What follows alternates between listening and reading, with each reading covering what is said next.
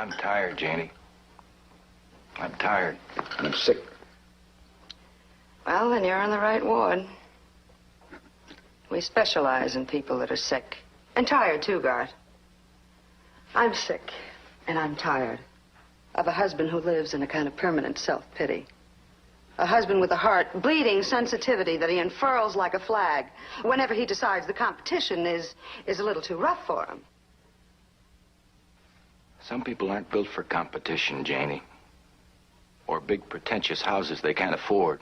Or rich communities they don't feel comfortable in. Or country clubs they wear around their neck like a badge of status. And you would prefer? I would prefer, though never asked before, a job, any job at all where I could be myself. Where I wouldn't have to climb on a stage and go through a masquerade every morning at 9 o'clock. And mouth all the dialogue and play the executive and make believe I'm the bright young man who's on his way up, because I'm not that person, Janie. You've tried to make me that person, but that isn't me. That isn't me at all. I'm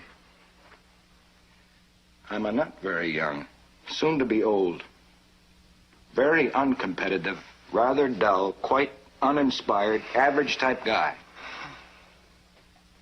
With a wife who has an appetite. And just where would you be if it weren't for my appetite?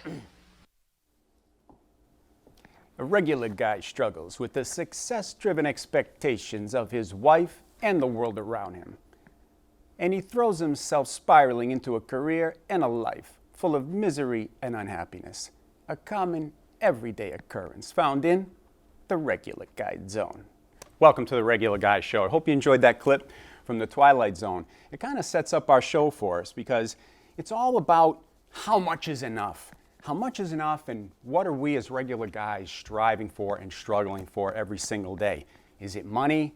Is it the big house? Is it the car? Is it the big sprawling yard with the beautifully manicured lawn? Is it the golf club membership? What is it, guys? And at the end of the day, are all these things really going to make us happy anyway? We're not Nostradamus and we don't have the crystal ball, but it would be great to have an answer to that question. Because there's a theory out there by an author. His name is Josh Becker.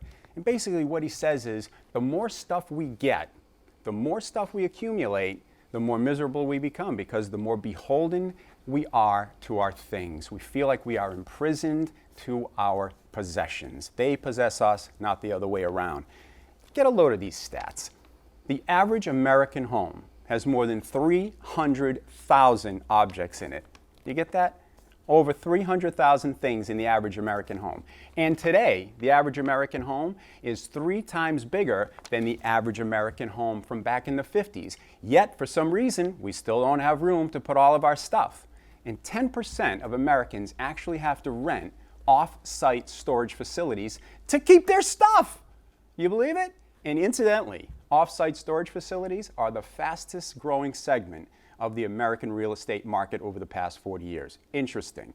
Another thing that might be curious to you is that malls, shopping malls, outnumber the amount of high schools in the United States today.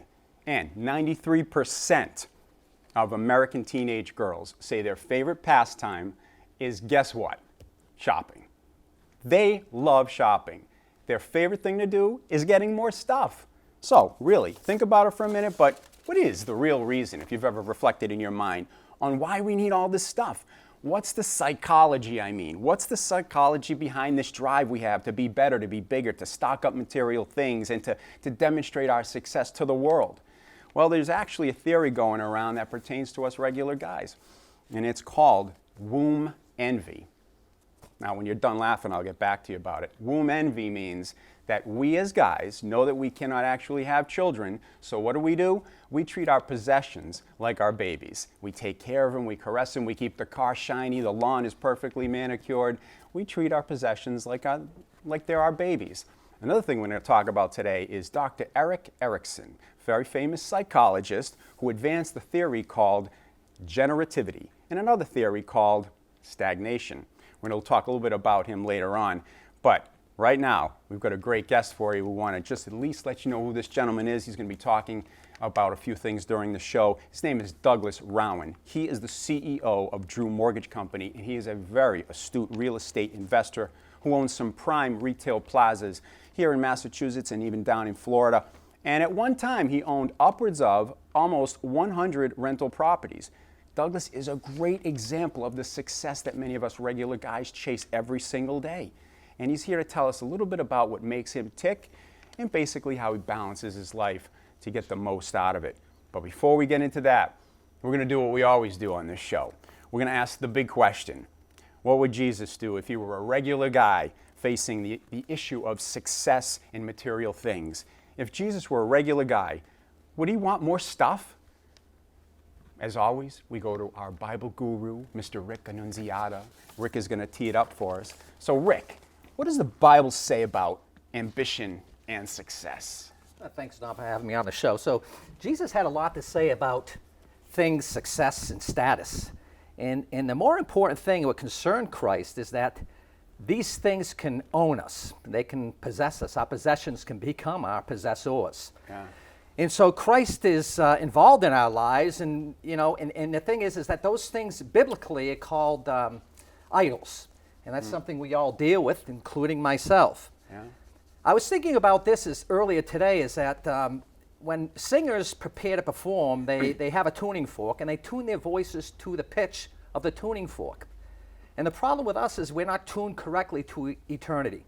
We move to our own drum beat, and we often get things comically wrong because we're not hearing what eternity, that symphony of eternity, is saying to us.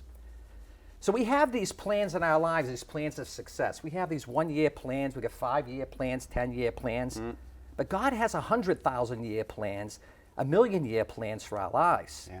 The problem with our plans is not that they're our plans. The problem is that they're juvenile, they're pedestrian, they're small. And the thing is that God's plan goes beyond this life. So God says to Jeremiah, he says, "For I know full well the plans I have for you, says the Lord, the plans of hope, prosperity, and not of harm." So when Jesus moved through the ancient world in Israel, Israel is the size of New Jersey. So Jesus never left the borders of that country, and yet his word resonates with us to this very day. Kings and kingdoms alike have risen and fallen based upon what Jesus Christ has said and what he's done. Jesus said, "Foxes have holes, birds have nests, but the Son of Man has no place to lay his head." Jesus redefined. He truly redefined what success really is. It's not about things. And like I said, because we're not tuned to the pitch of heaven, we often get things comically wrong. Unbelievable.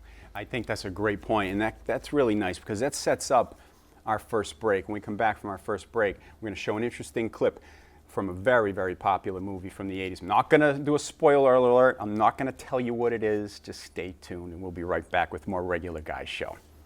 It don't matter to me what you say.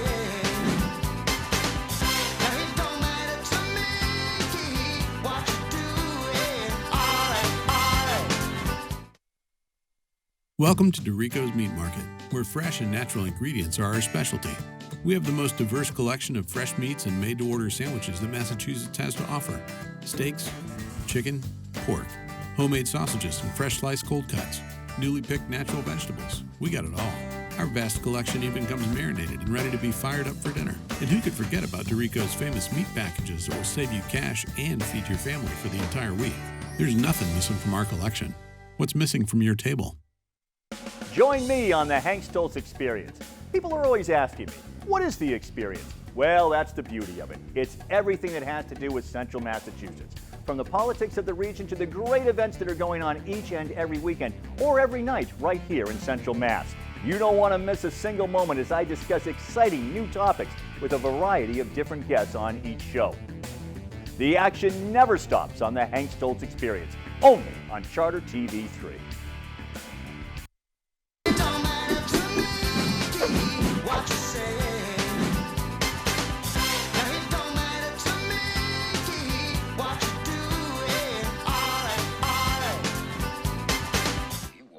Blind without a cane, pal. The fool and his money are lucky enough to get together in the first place. But why do you need to wreck this company? Because it's wreckable, all right? I took another look at it and I changed my mind. If these people lose their jobs, they got nowhere to go. My father has worked there for 24 years. I gave him my word. His It's all about bucks, kid. The rest is conversation. Welcome back to the regular show, regular guys. Hope you enjoyed that clip. That was a classic 80s movie, Wall Street, the original Wall Street with Charlie Sheen and, of course, Michael Douglas, great actor. And interesting, Michael Douglas turns to Charlie Sheen and he says, "It's all about bucks, kid, and the rest is conversation." So I want to ask our esteemed guest here, Douglas Rowan. Douglas, pardon me, you have a really good reputation in the community as a business owner, a person that really helps a lot of people. I've heard you talk about gratuity, not gratuity, but gratitude and humility. I've heard you talk about those two things, just person to person with me. I've heard you mention them on your radio show on WCRN every day from 12 to 1, 8:30 a.m. You do a great job on that. But is it really about the bucks, Douglas? Is it really about the bucks? No, or is it it's something about, else? You know, people, for some reason, money has become their god, so to speak. And when money becomes your god, you're really better off to have another type of problem. I don't want to say what kind of problem it is, but I really believe it. I've seen people that have actually gone down that route. Everybody's jealous. You know, I don't know who the original Joneses were, but whoever emulated the Joneses certainly got a lot of people in trouble that emulated them. So I always say, you know, forget the materialistic things. I was listening to, I did an article on my show today that actually talked about the fact that when you look at the gentleman that owns Virgin Airlines, Richard Branson. And Richard Branson was saying success is not money. Money was number 5th. He itemized 5 different things. Success was being humble. Success was being kind to people. Success was caring about people. I talk about the 80% of people that live on a week-to-week basis of Americans. 80% of Americans live week-to-week. 40% Americans couldn't come up with $400 if they had to buy 4 tires to go to work to make an income to put food on the kid for their children to eat. And 65% of Americans don't have $1,000 in any account, 401k checking. So when they talk about the economy and everybody's doing great, yeah, for some people, but not for a lot of people. When 80% of the people are living week to week, we had a real problem in this country. We have we have a lot of issues, but gratitude is something that I talk about a lot, and I really believe that taking the high road in life is a much better way to take life. This is a game we play. Whatever this is, we play on a daily basis. Whoever plays it well wins. Whoever doesn't play it so well loses. And that's just a fact. It is. And a fact. I've heard you mention this, and I know you've done this. I know your family pretty well, and your brothers. You're all great guys. Thank you. You grew up in a great home with great parents. And I have a great wife. I would say I have a great wife. My wife keeps me at the point of being level and, understanding. Sometimes when we're going 100 miles an hour as business people and you're trying to stop, when my wife and I had a modification company and we put a lot of effort into it. It wasn't about money. It was about giving almost $800 and some odd $1,000 worth of pro bono work we had proved to the banking commission that we did for free, just to help people. We describe it as losing the roof over their head, and what happened then is going to happen again, and it's going to be worse this time. And I'm warning people that get yourself lined up for some serious issues if you're out of work or you're behind in your mortgage. This is not baseball. There's not 3 strikes and you're out. There's 2 strikes and you're out. You had 1 chance on a modification, and you have 1 more chance. And I'll leave it at that. Oh boy. I mean, I know that you've had a lot to do with, and it's an unusual thing to be in the mortgage business and actually go to bat for people who need to save their homes. Right. They're in the throes of possibly losing their house, Rick. And here comes Douglas, where my wife Kristen. Number of them you've helped save. Yeah, my wife Kristen does a great job. You ever see him put down a tar road? They put down the tar. The big roller comes by, compresses the tar. Yeah, that's what they did to human beings, and that's what's going to happen again. And I reiterate that because I'm really worried this time that there's not going to be a lot of compassion. There aren't going to be moratoriums where a state says, "Okay, I'm not going to allow you to foreclose, Mr. Banker."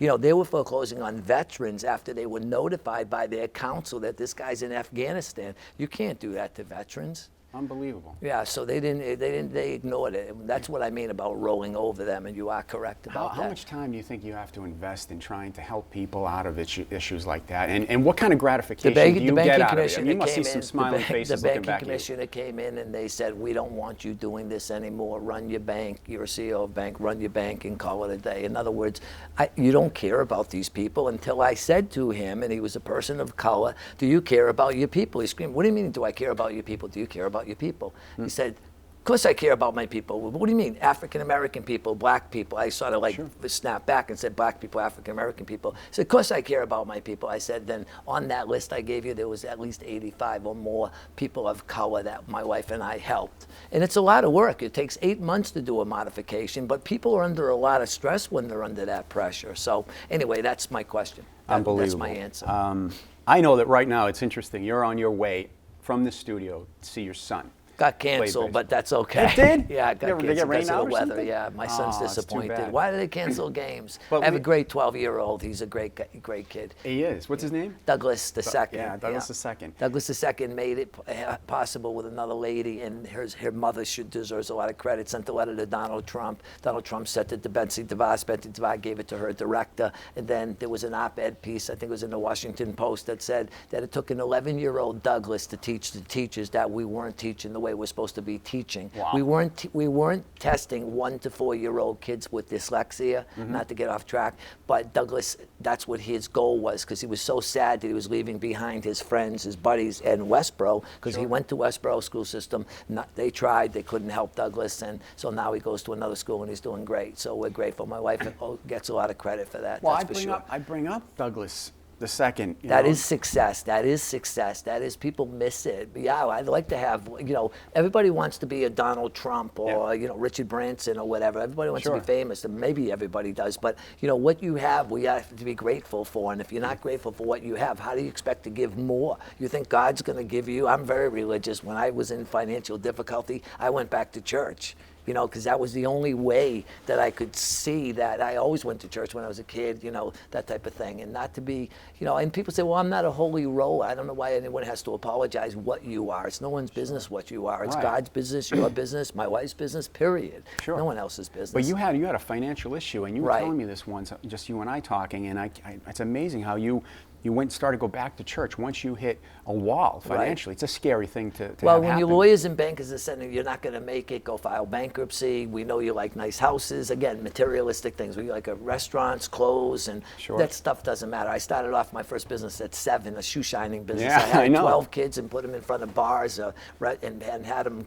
I said, don't ever take more than $1. We said, well, what do you mean? The guy gives you $5, give it back. Why? I said, because we don't know if his wife sent him out to get a gallon of milk. That's why, for his new baby. That's why you give back the money. You were thinking ahead. Always gave you were back thinking the money. ahead. Yeah. Always looking out for Always somebody good. who might be in need. I don't know. It's like my mother on her deathbed said, God put you on this earth to help people, all people that are weak in life. Not weak people, all people that are weak in life. Sure. I know you're going to take care of your younger brothers. You always do. But the second thing was, I know God put you on this earth for that reason. So maybe that's what I'm supposed to do. Your mother was a wonderful, wonderful lady. Thank you wonderful so Lebanese much. lady. Stay Yeah, right thank there. you. We're gonna just jump to a quick break, and we're gonna come right back. Stay tuned. Show's rolling really well. We got some great things to say later on. Come right back, regular guys. Thank you. It don't matter to me what you say. It don't matter to me what you doing. All right. Because I heard it. Welcome to Dorico's Meat Market, where fresh and natural ingredients are our specialty. We have the most diverse collection of fresh meats and made-to-order sandwiches that Massachusetts has to offer. Steaks, chicken, pork, homemade sausages and fresh sliced cold cuts, newly picked natural vegetables. We got it all. Our vast collection even comes marinated and ready to be fired up for dinner. And who could forget about Dorico's famous meat packages that will save you cash and feed your family for the entire week? There's nothing missing from our collection. What's missing from your table? You can't get Worcester weather from a Boston TV station. The sun could be shining in downtown Boston, but the weather could be very different here in Worcester. People tell me all the time how much they count on our weather forecast, and we know how important that is to our Worcester News Tonight viewers. Each weekday, we'll give you your weather, your 10-day forecast for right here in Worcester, only on Worcester News Tonight. Worcester's only local forecast, weeknights on Worcester News Tonight. It don't matter to me what you say. It don't matter to me what you doing. All right. Miss Williams, a push business. Push and drive. A push business, Williams. It's push all the way, all the time. It's push all the way, all the time, right on down the line. Give 'em the old push Of course, sir. Now it's gotta be bright, Williams. Push, push, push. Push, push, push, push. Hey, fat boy, why don't you shut your mouth? Hey guys, welcome back to the Regular Guy Show. As you just heard from Douglas Rowan, there are many things that are more important in life than just collecting and accumulating material things. But I hope you were paying special attention to that clip, another Twilight Zone clip. That was push, push, push, grind, grind, grind, all the way down the line. Unbelievable. The focus is always on productivity in corporate America, it seems, but it's not always true when you talk to people who employ a lot of people and people who set the tone for a good life lived, like Douglas Rowan. So I want to talk for just a moment about Dr. Erik Erikson's theory. And I just want to describe it to you a little bit. Basically, it's called the theory of generativity, and Dr. Erikson basically refers to making your mark on the world through creating and nurturing things that are bigger than you, i.e. your family, the world around you. He mentions that people who experience a need to create or nurture things that will outlast them typically do so by creating positive changes that will benefit other people, and that we give back to society through raising our children, of course, but being productive at work and becoming involved in community and other social activities and organizations. And through generativity, we develop a sense of being part of that bigger picture, bigger than ourselves. And that success eventually leads to feelings of usefulness and also accomplishment. And that failure in this area can also create shallow feelings of uninvolvement in the world. And you should know, regular guys, that most of the time this, Dr. Erikson mentions that this feeling of generativity, of doing things bigger than yourself, is kind of an onset. Happens to most of us regular guys as we get into our 40s, 50s, and 60s. He says by failing to find a way to contribute to the bigger picture, to society, to bigger things than ourselves, we become stagnant and feel unproductive. And that these individuals feel disconnected, uninvolved in their community, and eventually in society as a whole. They feel like they're completely a non-factor. And as a result, Erikson says a lot of these people can develop unhappiness and, of course, depression. So, Douglas, is it really important to contribute to something bigger than ourselves? I know you do a great deal for your church and for your community, so I'd love to hear the answer to this. Yeah, my wife Kristen is like, she deserves accolades for this. We did a function, she did it, not me. We just sponsored, Drew Mortgage sponsored the function where this is a good thing for charity. If you want to raise a lot of money, get a company to pay for the event. That way every ticket you sell goes to charity. Sure. Dr. Paul Sullivan invented a drug that was, women in Africa were getting AIDS when the baby would come through the uterus. I hope I'm explaining this correctly. My wife knows better, but just real quick. And the only thing would solve the problem is they had to go into an incubator within, I think it was a minute's time. If they didn't, they would automatically get AIDS. He had the drug, but he didn't have the incubators. They needed $75,000 to $100,000 to send all their equipment plus incubators there. And we were able, and we were fortunate enough to raise the money for at Mechanics Hall for this event for UMass, and we raised all the money and we gave it to them, and we also raised money for Holy Trinity as well. So if you want a charity and you want to make a lot of money for your charity, get a company to pay for the entire event. That way every ticket goes to, I'm sorry to reiterate it, but it's important. This is great. It's great information for people that want churches and functions. We had it at Mechanics Hall. My wife did the whole event. I didn't have my radio show at that time, and she did a great job. Yeah. We had 900 people at this event. That's I think it was like 100. Yeah, we raised a lot of money, and we had raffles, and we did a great job. She did a wonderful job. We had the TVs there. She had the big light there going around and around. So we did it very professional. It was at Mechanics Hall for people that have never been to Mechanics Hall. Facility. It's a beautiful facility. It's a great facility. We do the Worcester's Best Chef competition there too. I tell guys all the time, your wife is your best asset, and I'm not saying utilize your wife, but I'm saying indulge. Seize the day, folks, because we're not getting this one back today. I don't know we're about not getting you, back. but a lot of regular guys at home aren't maybe they're not married or you never know. But I'll just tell you, I have to say about my wife. The thing about her is, people say, geez, do you think your wife would mind if you did this or if you did that? I say, well, you know what? I run it by her. Right. And most of the time, she lets me do whatever I like to do. She trusts me. I do whatever I have to do. If she has something to say to me, she'll take me aside and she'll tell me in private, listen. Right. And then I'll say, okay, got it, no problem. Sounds good, you're right. If I run into a roadblock with my wife, if she doesn't really buy in 100% on something, I just can't do it. I don't know what it is. I lose it. I just can't Real go quick through with story. it. Real quick story. Yeah. I don't think a lot of guys did this real quick. I went to church one day. I said, if I ever marry that girl, my wife was standing there. I said, if I ever marry that girl, if I ever get married again, I'm going to marry that girl. And now she's my wife. She's a beautiful wife, Kristen. Ah, she's terrific. So she's she was terrific. great. I emailed her with the questions. Yeah, You're like a thank you. celebrity. I mean, Yeah, I was on TV with I wish I Mario would. Andretti once, and it was easy to get to Oh, him than it is to you. please. You're It's welcome true, it's to. true, it's true. She was wonderful, though. She was very helpful. When I said, these are the questions I want to ask Douglas, she says, not only are those questions perfect for him as a businessman, but they're perfect for him as a man. That's exactly who he is. You know why? He helps people. He thinks of things bigger than himself. You know why and I think it comes back to you. Not to interrupt you, and I apologize. You know why people are not as successful as they could be, and I say could be, is because they're afraid. Viewers, there's nothing to be afraid of. Be tenacious. Have intention when you do something. I say seize the day because we're not getting this one back. Yeah. By the way, you do a great actor's job. You do great as well. You guys thank are you really very good. much, Douglas. No, my compliment. It doesn't, it takes talent to do that. So thank you very much. You did a great job. But thank you so much for having me on the show. I really appreciate it's it. an honor. I say I'm humbled by it, but I say that with the most respect because I am humbled by it. You're a God busy, bless. busy guy. I didn't think Thank we'd have you. the. Yeah, I thank didn't think we'd It's be our able to get pleasure. you on the show It's our because pleasure. you're No, so busy. I would always you know? come for you. We grew up together. Our pleasure. I came in to see Linda. Oh, Right. he's got something else going on. Okay, come back again. He's got something. No problem. I'll come back. I want to get Douglas on this show. People have to work hard, stay aggressive, stay attentive, and be productive. When you get up every day, make the best you can out of that day, because if you don't, again, seize the day, because you're not getting it back. How many times you ever hear seize the day? A lot of people don't ever talk about seize the day, but when you really think about it, it is important to seize that day, because we just take today for granted, but we're not going to get it back.